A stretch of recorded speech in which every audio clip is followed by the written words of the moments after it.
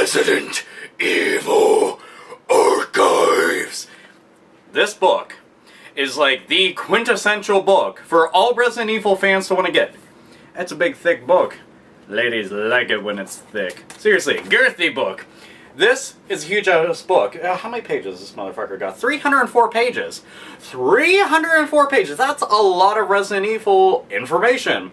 This covers Resident Evil 0, Resident Evil 1, which is technically the Gamecube remake, Resident Evil 2, Resident Evil 3, Nemesis, Stars, and all the other good shit. Fucked up saying that, but whatever. And Resident Evil Code Veronica, / Code Veronica X, what the fuck ever. But it doesn't matter. This covers all that stuff. That's a lot of Resident Evil goodness. So, basically, I want to go and review this, go over all the different features that the book has, all different sections and whatnot, and tell you why this book kicks ass, because it does.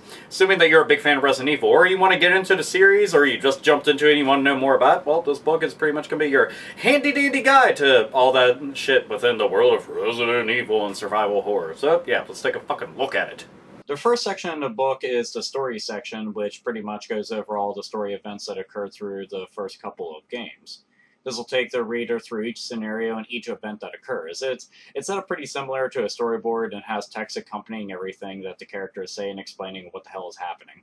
There are sections where it's told from the point of view of the characters within the game and them sharing their thoughts on what all happened, who they interacted with, and how everything has affected them.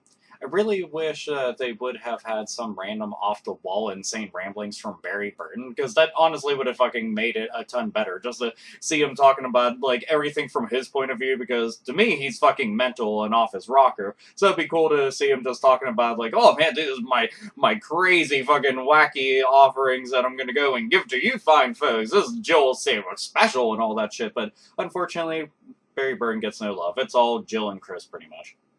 The only thing that I would like to have had them do was when they have the dialogue exchanges between characters in certain events, to have the character's name beside the line of dialogue so it's easier to know who is saying what. It could be especially awkward if it's any flirtatious text. It could be seen like, you know, might be hitting on Barry, or Leon might be going and trying to give a fucking reach around to William Birkin or some shit. Just, you know, it just would have helped. Just that little bit right there would have made a big difference. All the pictures from in-game and from the cutscenes are really clear and in high quality, so it's really easy to see what's going on, so you're not squinting and scratching your head trying to figure out what the bloody blue muffin fuck is going on. It's kind of just like, you know, you see some art books where they get like these low-res pictures and everything. They didn't actually do that here, so it's pretty damn nice. Another section within the story part of the book is the interrelationship section, and it goes through the various characters' relation to one another in the game, and, you know, what squad they're in, what group that they're a part of, what their relation to other characters, and, you know, who they work for, etc., etc. It's a nice little chart, and it, you know, it pretty much helps you figure out who's who within the world of Resident Evil. The character section pretty much tells the background of each character individually, from the main starring characters to the supporting cast of villains and everything in between. So characters like Chris and Jill get multiple pages since they're, you know, main starring characters, whereas everybody else is probably going to get like a single page, but it still compiles enough information for you to be pretty damn happy with. It goes into a lot more detail about each individual character, too, pretty much going over their profession, things that they're good at, skills and whatnot, their, you know, tricks of the trade.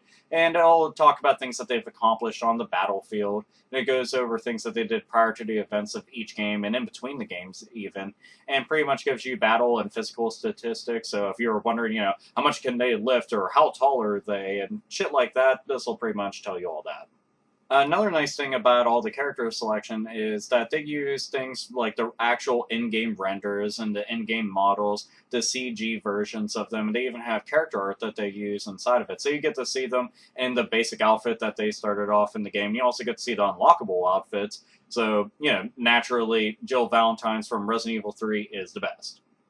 Fuck you, I had a major crush on her, because seriously, she was like smoking hot to me when I was a kid. Fuck you, don't judge me. Now, the creatures section is easily one of the biggest highlights of the Resident Evil franchise. You know, all the monsters that you've battled with and everything, they're all going to be inside this book, and it covers them in great length. The biological origin of each monster, their locations within each game, and the title that they premiered in, pretty much. And the CG art and the 3D models that they use to depict them are pretty damn nice, too, as well as the screenshots of them in-game. Now, this will cover the hordes of zombies that you encounter, to the little-ass enemies that don't mean much of shit, like, you know, the wasp and the bees and shit. And I'll also go over the bosses that you come across, like, you know, all the different various tyrant forms and, well, Nemesis. Stars! Fucking love Nemesis. Him and his big toothy grin. One of my favorites will always be the hunters and the lickers. Those were scary as fucking hell the first time that you had to go and run into them, because that was the first taste of the difficulty in the game, going from, you know, just basic zombies just like lumbering about and everything. You know, you just put a couple bullets in them or run past them because they're slow and fucking retarded. But then come along hunters and lickers, who basically can cleave your head off with a single fucking swing, so then your head just lops off, rolls around and everything. It's like, you died. No shit.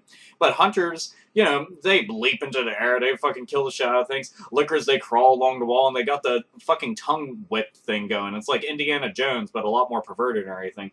So you don't want to deal with anything like that, because they can hit you from a distance, they can jump at you, they can walk along the ceiling and walls and shit. It's just fucking horrifying. Now, you can't talk about monsters without naming one of the most famous of the bunch, because, I mean, his name is in the third game, and that's Nemesis. And Nemesis is fucking badass. He really is. I mean, dude would stalk you from room to room, chase you down, and pretty much fuck your day in half.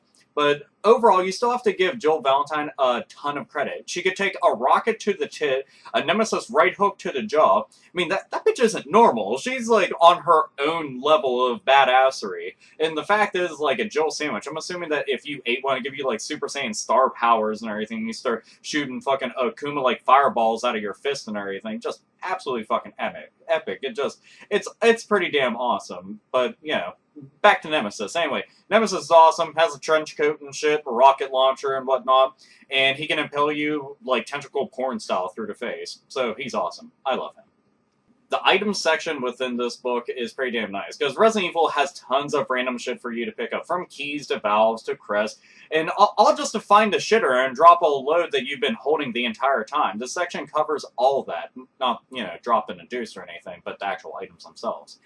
So, basically, now this doesn't give you a rundown of the origins of each item or anything like that. It simply says, you know, where it's at in the game, what game it came from, blah, blah, blah, shit like that. So, it's pretty nice, though, just to see all the items there. It's a helpful little section, especially if you forgot where something was located at in one of the games and you didn't have the guide or didn't feel like looking up. This is kind of like a little how-to guide, so it's kind of handy in that regard. Concept art section. This is hands down one of the best reasons to get this book. If you're like a big time Resident Evil fan, this is like one of the main reasons that you want to pick this up for this part alone. This goes through tons of conceptual pieces for characters, you know, the character looks into the backgrounds, the locations within the game to explore and everything like that, to even enemy designs. So some of the biggest changes obviously taking place in Resident Evil 2 because, well, that was scrapped at like 75% completion, and a lot of people know that as Resident Evil 1.5 now. You can see what initial designs of certain areas of the games were going to look like before being altered or were taken out altogether. The monster designs that did even make it were especially interesting because of how different the game would have been to deal with, especially with Resident Evil 2, where not only many monsters were taken out, but many were altered, especially the bosses within the game. Seriously, imagine having to fight William Birkin and Annette Birkin, who originally was going to have the G-Virus in her, so that would have been like one of the worst fucking things ever. You know, like, it's like the Newlywed Game, but, you know, Resident Evil time, and that's just too fucked up to deal with. Nobody wants to deal with that. Then imagine them bumping uglies and Rule 34 people to create it. It would have been fucking horrible. Horrible.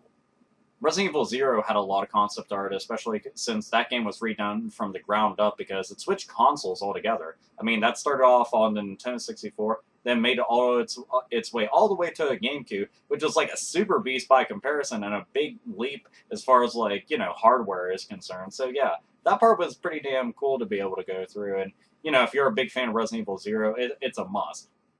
So there you have it! This book was pretty damn awesome. Pretty damn awesome, pretty damn awesome, if I do say so myself. And there is a second book which covers Resident Evil 4, Resident Evil 5, Resident Evil Umbrella Chronicles, and Resident Evil Dark Side Chronicles. So if you like this whole bunch, you should also check out that book. Though it's not nearly as gigantic as this, but it's still pretty damn good. But I like this one because it covered all the old shit, so that's what I was all for. I was like, fuck yeah! Except for the Resident Evil GameCube remake, that one's a little bit newer, and Resident Evil 0, but still, you get the fucking point of it. Anyway, so, hope that you enjoyed the review of this, hope that you'd like the book and all that shit. If you didn't, well, I'm sorry. But yeah, want to go and share this with everybody, and thank you for watching and all the other good stuff. So, this is Alpha Omega Sin, as always, nerds, nerdettes, and gamers. Game the fuck on.